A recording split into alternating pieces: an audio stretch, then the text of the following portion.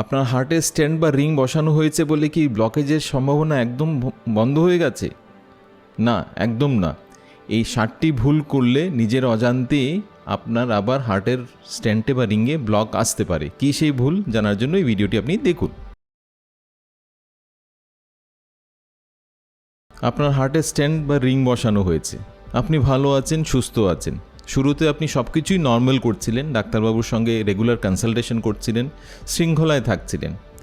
কিন্তু কয়েক বছর যাওয়ার পর আপনি দেখলেন যে আমি তো সুস্থ আছি, আমার কোনো সমস্যা নেই, বুকে ব্যথা নেই, সব কিছু দিব্যি করছি, তো 1-2টো ওষুধ আমি কমিয়ে দিচ্ছি, বা ডাক্তারবাবুর সঙ্গে ঘন ঘন পরামর্শেরও দরকার নেই, এখন তো আমি ভালো আছি। কিন্তু একদিন হুট করে আপনার আবার বুকে ব্যথা হলো, ডাক্তারবাবুর কাছে গেলেন, উনি পরীক্ষা করে বললেন যে আপনার স্টেন্টে আবার ব্লকেজ এসছে। এটা কিন্তু কোনো কাকতালীয় ঘটনা না। একজন কার্ডিওলজিস্ট হিসেবে এটা আমি প্রায়ই দেখে থাকি। অনেক পেশেন্টে যাদের অ্যাঞ্জিওপ্লাস্টি হয়েছে, স্টেন্ট বা রিং বসানো আছে হার্টে, এই 7টি ভুলের জন্য এদের আবার স্টেন্টের মধ্যে ব্লকেজের সৃষ্টি হয়। কী সেই 7টি ভুল, আসুন এই ভিডিওতে আমরা আলোচনা করি। অ্যাঞ্জিওপ্লাস্টি বা স্টেন্টিং হচ্ছে কমন একটা প্রসিজার, যেটা ভারতবর্ষে প্রতি বছর 4.5 লাখের পেশেন্ট বা তারও বেশি পেশেন্টের অ্যাঞ্জিওপ্লাস্টি বা স্টেন্ট বা রিং বসানো হয়। আর এটা সেই প্রসিজার, এটাতে কোনো সমস্যা সাধারণত হয় না। কিন্তু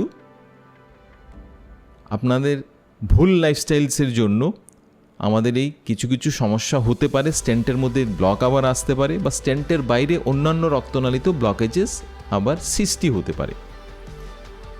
তো তার আগে আসুন আমরা জানার চেষ্টা করি স্টেন্ট কি, কেন স্টেন্টের মধ্যে আবার ব্লকেজের সৃষ্টি হয়। স্টেন্ট বেসিক্যালি হচ্ছে একটা মেটাল, এটা অনেকটা স্প্রিংয়ের মতো, যেটা আমরা হার্টের রক্তনালীতে ফিট করে দিই। যেখানে ব্লকেজেস হয় রক্তনালীতে, সেখানে আমরা স্টেন্টটা ফিট করে দিই যেন আবার ব্লকেজের সৃষ্টি না হয়। তো স্টেন্টিং দুটোভাবে করা হয়। একটা হচ্ছে যাদের হার্ট অ্যাটাক হয়েছে ওদের ইমিডিয়েটলি আমরা অ্যাঞ্জিওপ্লাস্টি বা স্টেন্টিং করি।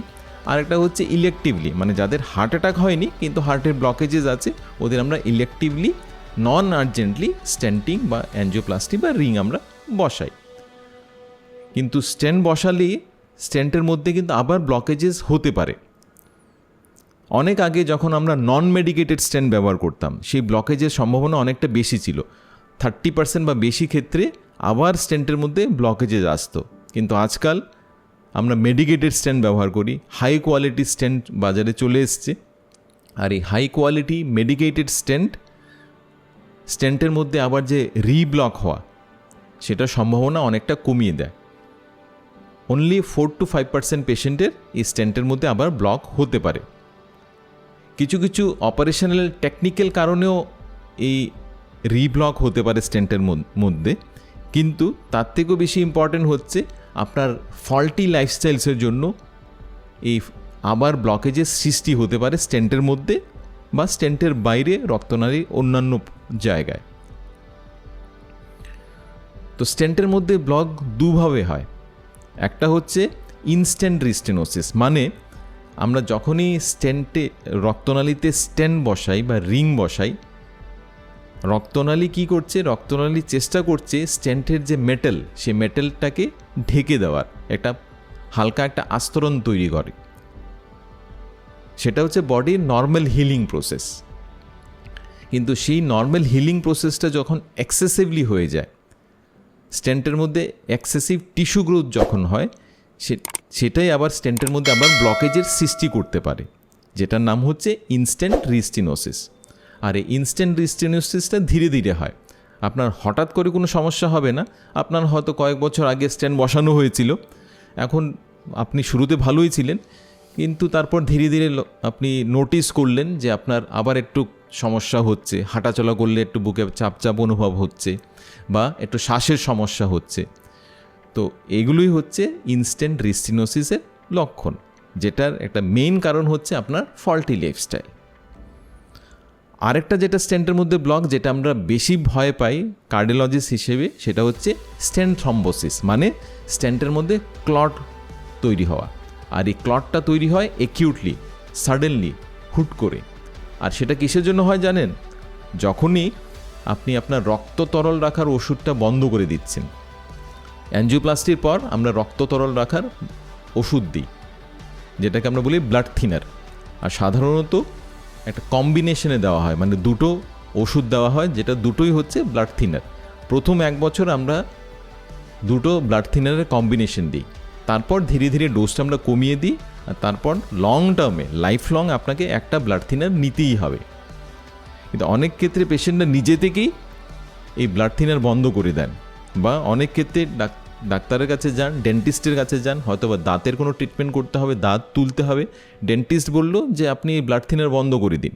পেশেন্টরা নিজে থেকেই ডাক্তারের পরামর্শ, কার্ডিওলজিস্টের পরামর্শ ছাড়া এই রক্ত তরল রাখার ব্লাড থিনার বন্ধ করে দিচ্ছেন, আর যেটা থেকে স্টেন্টের মধ্যে ব্লাড ক্লট হতে পারে, যেটা খুব ডেঞ্জারাস, যেটাকে আমরা বলি স্টেন্ট থ্রম্বোসিস, মানে স্টেন্টের মধ্যে ব্লাড ক্লট হওয়া, আর যেটা থেকে আবার হার্ট অ্যাটাক হতে পারে। হার্ট অ্যাটাক খুব ডেঞ্জারাস আমরা জানি। হার্ট অ্যাটাকে 10% পেশেন্ট হসপিটালে পৌঁছতে পারে না, বাড়িতেই মারা যায়। কিন্তু হার্ট অ্যাটাক থেকেও বেশি ডেঞ্জারাস হচ্ছে এই স্টেন্ট থ্রম্বোসিস, মানে স্টেন্টের মধ্যে যখন ব্লাড ক্লট তৈরি হয়। কারণ হার্ট অ্যাটাকের মর্টালিটি রেট হচ্ছে 10%, কিন্তু স্টেন্ট থ্রম্বোসিসের মর্টালিটি রেট কত জানেন? স্টেন্টের মধ্যে যখন ব্লাড ক্লট চলে আসে সেটার মর্টালিটি রেট আপ টু 50%। তার মানে এটা না যে স্টেন্ট খারাপ, অবভিয়াসলি স্টেন্ট হচ্ছে সেই প্রসিজিয়ার, লক্ষ লক্ষ লোক স্টেন্টিং প্রসিজিয়ার করছে, কিন্তু যখনই আপনি নিজে থেকে ওষুধ বন্ধ করছেন, স্পেশালি রক্ত তরল রাখার ওষুধ বন্ধ করছেন, সেটাই কিন্তু আপনার স্টেন্ট থ্রম্বোসিসের ঝুঁকি অনেকটাই বাড়িয়ে দিচ্ছে। তার জন্য নিজে থেকে ওষুধ বন্ধ করবেন না। এখন আমরা আসুন জানার চেষ্টা করি কি সেই 7টি ভুল যেটা আপনাকে এড়িয়ে চলা দরকার, যেটা করলে আপনার স্টেন্ট দীর্ঘমেয়াদী থাকবে।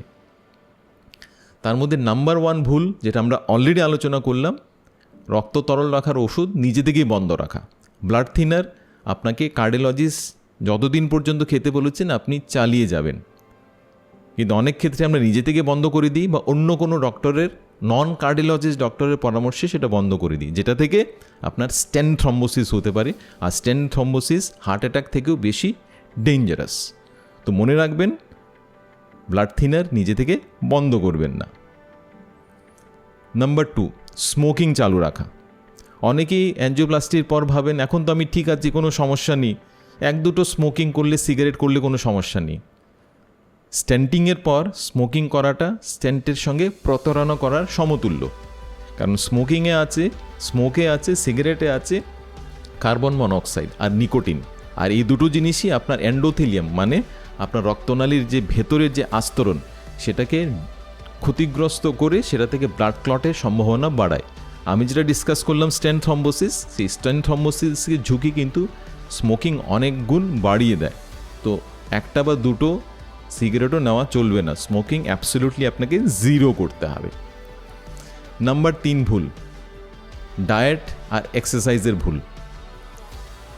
অনেক ক্ষেত্রে আমরা অ্যাঞ্জিওপ্লাস্টির পর কিছুদিন নিয়ম মেনে চলি, তারপর আবার সেম আগে যে তিমিরে ছিলেন সেই তিমিরেই আমরা ফিরে যাই, খাবার দাবারে আমাদের কন্ট্রোল থাকে না। তো কিভাবে খাবার দাবার করলে আপনার স্টেন্ট ভালো থাকবে? মনে রাখবেন প্লেট মেথড। আপনার প্লেটে 50% থাকবে শাকসবজি আর স্যালাড, 25% থাকবে প্রোটিনের উৎস, আর 25% থাকবে খাদ্যশস্য, যেটা খাদ্যশস্যের মধ্যে পড়ছে হোয়াইট রাইসও। কিন্তু মনে রাখবেন সবসময় আপনি হোয়াইট রাইস নেবেন না, বা 1 থালা ভর্তি দিনে 3 বার করে হোয়াইট রাইস নেবেন না, সামান্য পরিমাণে নিতে পারেন, যেটা প্লেটের 25%-এর বেশি হওয়া উচিত না। আর শুধু যে হোয়াইট রাইস নেবেন তেমন না, আপনি অন্যান্য হেলদি অপশনস চুজ করতে পারেন। যেমন আপনি ব্রাউন রাইস চুজ করতে পারেন, আপনি মিলেটস চুজ করতে পারেন, আপনি কিনোয়া চুজ করতে পারেন, আপনি রাজগিরা চুজ করতে পারেন, আপনি স্টিল কাট ওটস চুজ করতে পারেন, আপনি ডালিয়া চুজ করতে পারেন, আপনি রেড রাইস, ব্ল্যাক রাইস এগুলো চুজ করতে পারেন। এগুলো হোয়াইট রাইসের তুলনায় অনেকটাই বেটার অল্টারনেটিভ। তো এই প্লেট মেথড আপনি ফলো করবেন। ভাজা বড়া জিনিস যতটুকু সম্ভব কম এড়িয়ে চলবেন, চিনি মিষ্টি অ্যাভয়েড করবেন। তো ডায়েট খুব ইম্পর্টেন্ট, আর তার সঙ্গে এক্সারসাইজ। অনেক ক্ষেত্রে আমরা অ্যাঞ্জিওপ্লাস্টির পর হাঁটাচলা বন্ধই করে দিই, এটা ভেবে যে এটা তো হার্টের উপর চাপ সৃষ্টি করবে। এটা একটা ভুল ধারণা। অ্যাঞ্জিওপ্লাস্টির পর, হার্টের অপারেশনের পর ডাক্তারের পরামর্শ অনুযায়ী আপনাকে ধীরে ধীরে হাঁটা চলা বা এক্সারসাইজ ইনক্রিজ করতে হবে। তেমনই আরেক দল পেশেন্ট আছেন যারা অ্যাঞ্জিওপ্লাস্টি 1 সপ্তাহ আগে হয়েছে, নেক্সট সপ্তাহ থেকে জিমে যাচ্ছেন, সেটাও হানিকারক। আপনি ডাক্তারবাবু আপনার কার্ডিওলজিস্টের সঙ্গে পরামর্শ নিন, আর সেই অনুযায়ী ধীরে ধীরে আপনি এক্সারসাইজের পরিমাণ বাড়ান। নাম্বার 4 ভুল যেটা আমি ডিসকাস করব, আপনার blood sugar, blood pressure, cholesterol, ট্রাইগ্লিসারাইডকে কন্ট্রোলে না রাখা। অনেকেই এই রিপোর্টগুলো প্রায়শই করেন না, এটা ভেবে আমার তো সব কিছু ঠিকঠাক চলছে, আমার তো শারীরিক কোনো সমস্যা নেই, সুগার বা প্রেশার বারবার দেখে কী হবে, ট্রাইগ্লিসারাইড বারবার দেখে কী হবে। কিন্তু সুগার, প্রেশার, ট্রাইগ্লিসারাইড, কোলেস্ট্রল এগুলো হচ্ছে সাইলেন্ট ডিজিজ, ধীরে ধীরে আপনার রক্তনালীকে ড্যামেজ করবে। তো আপনাকে যদি সুস্থ থাকতে হয়, আপনার স্টেন্টকে যদি দীর্ঘমেয়াদে রাখতে হয়, তাহলে আপনাকে সুগার, প্রেশার, কোলেস্ট্রল এগুলো রেগুলার চেক করতে হবে। নাম্বার 5, ঘুম আর স্ট্রেস রিডাকশন। স্ট্রেস আমাদের সবারই আছে লাইফস্টাইলে, কিন্তু এক্সেসিভ স্ট্রেস আপনাকে অ্যাভয়েড করতে হবে। কারণ এক্সেসিভ স্ট্রেস নিলে স্ট্রেস থেকে আমাদের বডিতে কর্টিজল, অ্যাড্রিনালিন এগুলো হরমোন তৈরি হয়, আর যেটা আমাদের রক্তনালীকে সংকুচিত করে, আমাদের ব্লাড প্রেশার বাড়িয়ে দেয়, আমাদের হার্টের উপর চাপ সৃষ্টি করছে, আর আমাদের ব্লাড ক্লটের টেন্ডেন্সিও বাড়িয়ে দিচ্ছে। তো যাদের স্ট্রেস বেশি আছে, ইভেন যারা কম ঘুমোচ্ছেন, ঘুম কম হলেও আমাদের স্ট্রেস বাড়ে, আমাদের ওজন বাড়ে, আমাদের প্রেশার বাড়ে, আমাদের সুগার বাড়ে, আমাদের ট্রাইগ্লিসারাইড বাড়ে। তো ঘুম আপনাকে অ্যাডিকুয়েটলি করতে হবে, আপনার স্ট্রেস রিডাকশন করতে হবে, তাহলে আপনার স্টেন্ট দীর্ঘমেয়াদী ভালো সুস্থ থাকবে। আপনি মেডিটেশন করুন, আপনি যোগা প্রাণায়াম করুন আপনার স্ট্রেস রিডাকশন করার জন্য। নাম্বার 6, অনেকেই আমরা হার্বাল সাপ্লিমেন্ট নিই। হার্বাল সাপ্লিমেন্ট নিতে আমরা পছন্দ করি, আমরা ভাবি যে হার্বাল মানেই তো হচ্ছে সেফ, কিন্তু সেটা একটা ভুল ধারণা। হার্বাল মানেই সেফ না। অনেক হার্বাল সাপ্লিমেন্ট আছে যেটা যে ব্লাড থিনারের সঙ্গে ইন্টারাকশন হয়, সেটা ব্লাড থিনারের এফেক্ট কখনো কখনো বাড়িয়ে দেয় বা ব্লাড থিনারের এফেক্ট কখনো কখনো কমিয়ে দেয়, দুটোই খারাপ। কোনো সাপ্লিমেন্ট যদি আপনার ব্লাড থিনারের এফেক্ট বাড়িয়ে দেয়, সেটা থেকে ব্লিডিংয়ের সম্ভাবনা বাড়তে পারে। আবার কারো যদি ব্লাড থিনারের এফেক্ট যদি কমিয়ে দেয়, সেটা ক্লটিংয়ের টেন্ডেন্সি বাড়িয়ে স্ট্যান্ড থ্রম্বোসিস করতে পারে। তো নিজে থেকে কোনো হার্বাল সাপ্লিমেন্ট নেবেন না, যেটা কিন্তু আপনার যে হার্টের মেডিসিন সেটার সঙ্গে রিয়াকশন করতে পারে। স্পেশালি ভারতবর্ষে বিভিন্ন হার্বাল সাপ্লিমেন্ট যেমন জিনসেং, জিঙ্কো বাইলোবা বা গার্লিক ট্যাবলেট বা সাপ্লিমেন্ট ব্যবহার হয়, যেটা কিন্তু ডেঞ্জারাস হতে পারে যখনই আপনি সেটা কার্ডিয়াক মেডিসিনের সঙ্গে নিচ্ছেন।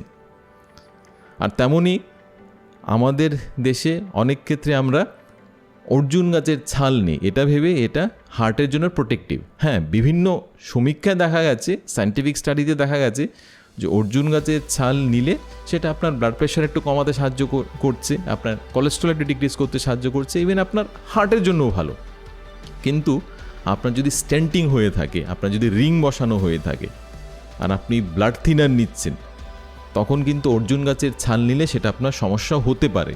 কারণ এটা কোনো স্টাডিতে দেখায়নি যে এটা সেফ, স্পেশালি যখন আপনি ব্লাড থিনার নিচ্ছেন। তো আপনার ব্লাড থিনারের মাত্রা কিন্তু এটা চেঞ্জ করতে পারে। তো নিজে থেকে ইভেন কোনো সাপ্লিমেন্ট, হার্বাল বা যাই সাপ্লিমেন্ট হোক, নিজে থেকে ব্যবহার করবেন না। আর নাম্বার 7 ভুল যেটা আপনি করে থাকেন, সেটা হচ্ছে রেগুলার ডক্টরের কনসালটেশন না নেওয়া। রেগুলারলি আপনার ডাক্তারবাবুকে, স্পেশালি আপনার কার্ডিওলজিস্টকে দেখাতে হবে। কারণ ডাক্তারবাবু আপনার প্রেশার দেখবেন, আপনার সুগার দেখবেন, আপনার ট্রাইগ্লিসারাইড দেখবেন, আপনার medicine time to time adjust করা দরকার পড়ে। আপনার কোলেস্ট্রল মেডিসিনের টাইম টু টাইম অ্যাডজাস্ট করতে হয়, আপনার ইভেন ব্লাড থিনারের dose, medicine, number of medicine adjust করতে হয়। আমি অনেক পেশেন্ট দেখেছি যারা কিছু পেশেন্ট নিজে থেকেই ব্লাড থিনার বন্ধ করে দেন, যেটা ডেঞ্জারাস, কারণ সেটা থেকে স্টেন্ট থ্রম্বোসিস হয়ে হার্ট অ্যাটাক হতে পারে। আর কোনো পেশেন্ট ডাক্তারের পরামর্শ নিচ্ছেন না, 1-3 বছর আগে দেখিয়েছিলেন, নিজে থেকে এখন সেম মেডিসিনই চালু রেখেছেন, ব্লাড থিনার হাই ডোজেই চলছে, দুটোর কম্বিনেশন ব্লাড থিনার চলছে, যেটা থেকে ব্লিডিং টেন্ডেন্সি বাড়তে পারে। তো ডাক্তারের পরামর্শ অনুযায়ী আপনি ডোজ চেঞ্জ করুন, নিজে থেকে চেঞ্জ করবেন না, বা ফ্রিকোয়েন্টলি ইন্টারভেলে আপনি ডাক্তারবাবুকে কার্ডিওলজিস্টকে দেখান, কারণ ডাক্তারবাবু আপনার ডোজ চেঞ্জ করবেন টাইম টু টাইম, যেটা থেকে আপনি সেফ থাকবেন, সুরক্ষিত থাকবেন। কত ফ্রিকোয়েন্টলি দেখানো দরকার? প্রথম অবস্থার প্রথম 6 মাসে আপনি 1-1.5 মাস অন্তর অন্তর দেখান, তারপর 6 মাস আপনি 3 মাস অন্তর অন্তর দেখাতে পারেন, আর তারপর থেকে আপনি 6 মাসেও একবার দেখাতে পারেন। কিন্তু কনসালটেশন ফ্রিকোয়েন্টলি নেওয়াটা কিন্তু খুব ইম্পর্ট্যান্ট। তো আমরা জেনে নিলাম এই 7টি ভুলের জন্য আপনার স্টেন্টের সমস্যা হতে পারে, স্টেন্টের মধ্যে আবার ব্লকেজেস আসতে পারে, বা স্টেন্টের বাইরেও আপনার ব্লকেজেস আসতে পারে, আর কী করে সেটা এড়াবেন। কিন্তু কয়েকটা মিথও কাজ করছে। কী সেই মিথ স্টেন্টিংয়ের ব্যাপারে? অনেক পেশেন্টই এসে আমাকে জিজ্ঞেস করেন, ডাক্তারবাবু স্টেন্ট তো আমি বসালাম, তো সেটার মেয়াদ কত? তার আনসার হচ্ছে, স্টেন্টের কিন্তু কোনো আলাদা মেয়াদ থাকে না। এটা দীর্ঘমেয়াদী হতে পারে যদি আপনি আপনার লাইফস্টাইল চেঞ্জ করছেন, আপনি আপনার খাবার ঠিক রাখছেন, আপনার ঘুম ঠিক রাখছেন, আপনার ওষুধ খাওয়া ঠিক রাখছেন, সুগার প্রেশার কন্ট্রোলে রাখছেন, ধূমপান অ্যাভয়েড করছেন, তাহলে আপনার স্টেন্ট দীর্ঘমেয়াদী থাকবে। আর অনেকে আবার এটাও জিজ্ঞেস করেন, ডাক্তারবাবু আমি তো হার্টের অনেক মেডিসিন নিচ্ছি, আমি ব্লাড থিনারও নিচ্ছি, আমার তো গ্যাসের ওষুধ খেতেই হবে। অনেকে আবার এটাও করেন, হার্টের ওষুধ সব বন্ধ করে দেন কিন্তু গ্যাসের ওষুধ চালু রাখেন। এটা খুব ডেঞ্জারাস জিনিস, কারণ সব পেশেন্টের গ্যাসের ওষুধের দরকার পড়ে না। হ্যাঁ, কোনো পেশেন্টের গ্যাসের ওষুধের দরকার হয়, যেটাকে আমরা বলি পিপিআই বা প্রোটন পাম্প ইনহিবিটর, স্পেশালি যাদের গ্যাস্ট্রিক আলসারের হিস্ট্রি আছে, বা যাদের বয়স অনেক বেশি, বা যারা ডুয়েল অ্যান্টিপ্লেটলেট রক্ত তরল রাখার ওষুধ হাই ডোজে নিচ্ছেন, ওরকম কোনো পেশেন্টের ক্ষেত্রে গ্যাসের মেডিসিনের দরকার আছে। কিন্তু সবার ক্ষেত্রে কিন্তু লং টার্মে গ্যাসের মেডিসিনের দরকার নেই, কারণ লং টার্মে যদি আপনি গ্যাসের মেডিসিন নিচ্ছেন, সেটা থেকে আপনার বিভিন্ন পার্শ্ব প্রতিক্রিয়া হতে পারে। শুধু পার্শ্ব প্রতিক্রিয়াও না, অনেক ক্ষেত্রে গ্যাসের মেডিসিন যে রক্ত তরল রাখার যেটা মেডিসিন আছে সেটার সঙ্গে ইন্টারাকশন করতে পারে, রক্ত তরল রাখার ওষুধের কার্যকারিতা কমিয়ে দিতে পারে, যেটা থেকে স্টেন্টের মধ্যে আবার সমস্যা আসতে পারে। তো মোদ্দা কথা হচ্ছে, নিজে থেকে গ্যাসের মেডিসিন চালু রাখবেন না। ডাক্তারবাবু যদি আপনাকে বলে, তাহলে আপনি গ্যাসের মেডিসিন অবশ্যই নিন। আর এই 5টি জিনিস করলে আপনার স্টেন্ট সুস্থ থাকবে। তার মধ্যে নাম্বার 1 হচ্ছে ওষুধ বন্ধ করবেন না, স্পেশালি ব্লাড থিনার চালু রাখুন, ডাক্তারবাবুর পরামর্শ নিন, রেগুলার কনসালটেশন করুন, এটা অবহেলা করবেন না। খাবার দাবার কন্ট্রোলে রাখুন, প্লেট মেথড ফলো করুন, শাকসবজি বেশি করে খান, স্যালাড বেশি করে খান, ভাজা বড়া অ্যাভয়েড করুন, চিনি মিষ্টি অ্যাভয়েড করুন, ঘুম ঠিক রাখুন, স্ট্রেস রিডাকশন করতে যোগা প্রাণায়াম ওগুলো করুন, আর আপনার সুগার প্রেশার কোলেস্ট্রল এগুলো রেগুলারলি চেক আপ করুন, আর সেটা কন্ট্রোলে রাখুন। আর last but not the least, ধূমপান অবশ্যই আপনাকে বন্ধ রাখতে হবে, কারণ ধূমপান করলে আপনার আবার স্টেন্টের মধ্যে বা স্টেন্টের বাইরে ব্লকেজেস অবশ্যই আসবে। এই ভিডিও যদি আপনার ভালো লেগে থাকে, তাহলে ভিডিও কাউকে শেয়ার করুন যার অলরেডি অ্যাঞ্জিওপ্লাস্টি হয়েছে, স্ট্যান্ড বসানো আছে বা রিং বসানো আছে। আর এই ভিডিও ভালো লেগে থাকলে আপনি আমাদের এই ভিডিও ফলো করুন, যেটাতে আমরা আলোচনা করেছি যে হার্টের ব্লকেজ থাকলেই কি সব পেশেন্টের স্ট্যান্ড করতে হয়। আমি ডাক্তার অরূপ, একজন কার্ডিওলজিস্ট। আমাদের সঙ্গে থাকুন, সুস্থ থাকুন, ভালো থাকুন। আমাদের চ্যানেলকে লাইক, শেয়ার অ্যান্ড সাবস্ক্রাইব করুন, অ্যান্ড ফেসবুকে আমাদের ফলো